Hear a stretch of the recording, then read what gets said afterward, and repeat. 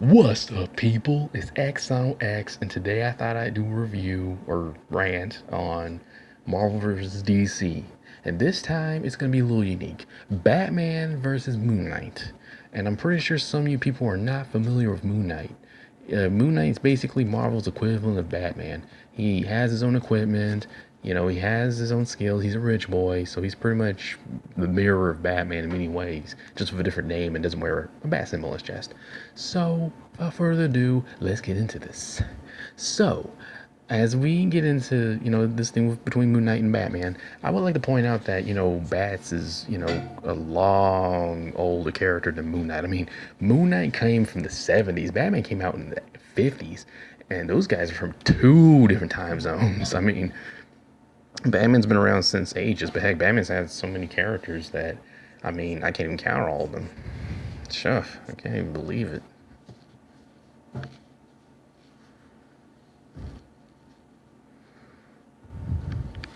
But no, Batman, he's had lots of characters. Lots. Yeah, like I said, bats. Shit. I did not. Sorry, people. Hold on for a minute. No, as I was saying, Bats, he has a lot of characters. I mean, he would go on to have tons of characters. Like, he even has a freaking character named Polka Dot Man, and Polka Dot Man is so ridiculous and so stupid. I can't even begin to express how ridiculous that character is. It's beyond horrendous words. Dear Neptune. I mean, that character. Oh, but Moon Knight, on the other hand, he doesn't have that many characters. Moon Knight, I mean, by that I mean like he doesn't have that many big rules gallery like Batman does. Batman has a wide range of rules gallery. I mean, if he had to count how many villains he had, well, he's already rich, so he'd just be more rich if he counted how many more he has. Pennies. But no. My point is that Moon Knight, his real name is Mark Spector, by the way. He the only difference is that Moon Knight, he was born into Judaism, and his dad was a rabbi, and he wanted Moon Knight to become a rabbi, but instead, Mark wanted to do his own thing in life. He didn't want to become a rabbi, and so as Mark turned to an adult, he wanted to become a boxer. And after he became a boxer, he got successful to. He eventually decided to join the CIA and become a mercenary. And what happens after that is that Mark would go to Egypt, and then he would discover this god known as Khonshu. And we're gonna get to Khonshu in just a minute. Khonshu is the god of the moon, and Mark was with a archaeologist telling him that behind Khonshu, behind the statue of Khonshu, lies riches, and what people always desire. And Mark, not knowingly, this man who's also a mercenary known as Bushman, hears about this, decides to go after the riches that the archaeologist mentioned behind the statue.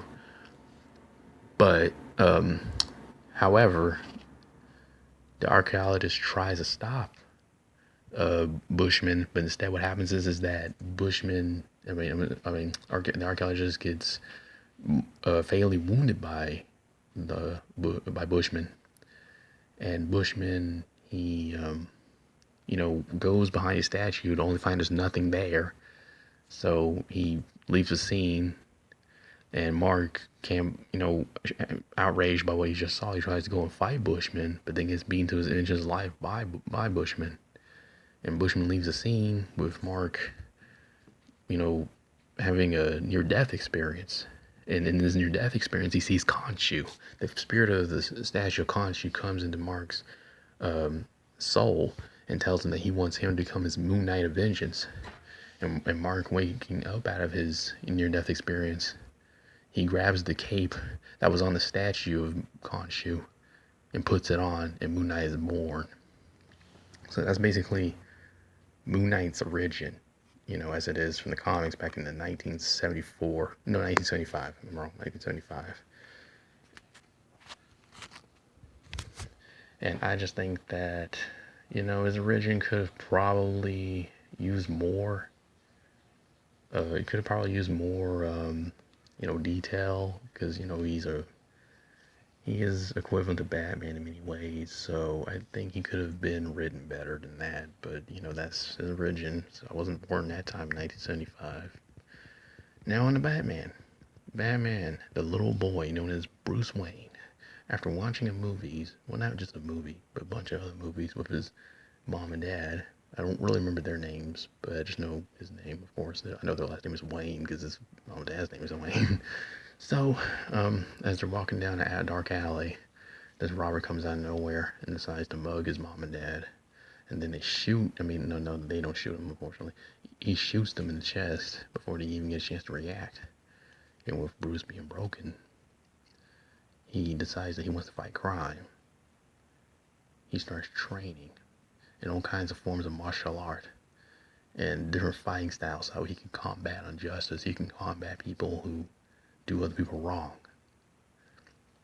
So on the night that there was a robbery at this convenience store, Batman steps in the scene and, opposes the robbers who stole from that store and turns into police. And then on the scene, there's a cop named Commissioner Gordon who would think that Batman's a menace to, Gotham society. And so Batman would, go on to, have more run-ins with Gordon. And, and then Batman somehow, I don't forget how he managed to interact with Barbara, because that's Gordon's daughter. But, she would go on to work with Batman, and then she would eventually go on to become Batgirl, but that's a different story altogether. Point is that Bats, he decides to, continue being the city's, protector. And then along the way, you would get villains like Joker, Riddler, Clayface, as I mentioned him in another one of my videos, and a lot of other villains too. He has a big ruse gallery, by the way. But the only difference between Moon Knight and Batman is that Moon Knight does not have a sidekick. He never had a little sidekick and call him Moon Knight Lad, and things like that. Batman, of course, he always had Robin. We all know who Robin is, and Bats would just go on to become a big, hero and stuff. And Moon Knight, on the other hand, he would go on to, make several appearances in Marvel Comics. He would go on to make appearances in Civil War. He would appear in little other titles. I remember he had another title called Marc, Spector, Moon Knight. He never did have a special big title, like the Spectacular Moon Knight, but that wouldn't sound too great. The Marvelous Moon Knight, nah, that sounds kind of lame. I don't think they've ever thought about giving him a title like that, so they just put Moon Knight instead. I guess that works, so I try to fix what's broken. But like I said, there are some minor differences between Batman and Moon Knight in the sense that, Moon Knight has his own way of handling stuff. Batman has his own way of handling stuff. He wants to, handle criminals, but he won't kill them. Although Moon Knight's a nut job, but that's besides the point. And Batman will go on to handle criminals his own way too. But, I don't think Moon Knight's ever used a gun. Batman's used a gun a few times, but I don't think Moon Knight's ever really used a gun. He just uses equipment, throwing those, I think I'll call them moon rings or whatever you want to call them, that he throws, that look like an eclipse. Well, the Moon Knight sort of does have powers, while Batman's just the guy in a costume. And that brings me on to my another debate, with Batman, is that people act like Batman can't lose. Batman, I know he's had experience fighting, because he's a experienced fighter, but he's mainly dealt with street level superhumans. When it comes to powerhouses like, Vegeta and that's another thing with Vegeta.